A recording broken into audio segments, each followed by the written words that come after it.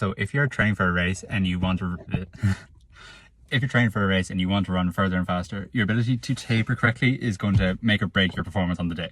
The first mistake that people make most commonly is that they completely drop their volume from the previous training weeks. So say for example, if you run 30 kilometers every single week, on the week of a taper, people might say, I'm just going to run 5 or 6K this week. Okay.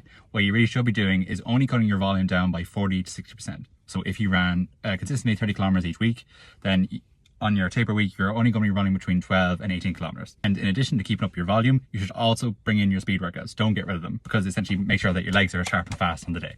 And the next point is panic training. So we've all felt this, that we're coming out to a race, but we felt like we've not done enough. And then all of a sudden we add in a really hard session to make it feel like we're actually working. And 2 specific examples would include a really fast long run, essentially going at your race pace for an exceptionally long time, or really strenuous weight sessions.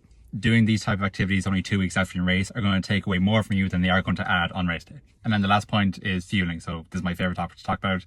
When you're reducing your training volume by a lot, by 46%, whatever, people think that, okay, I need to eat an awful lot less to match the volume that I'm training for. A lot of people feel like, okay, if I'm not training as hard, then I don't need to eat as much. But what we're doing here is topping up our glycogen stores. So when it actually comes to race day, we're fully topped up and we have loads of energy essentially to go out and try and hit our peak time. And if you struggle for recipes that will help you reach these goals, you can find more of them on my page. They're kind of tailored for athletes, while simultaneously also tasting really nice. Alrighty, hope this helps. Have a good one.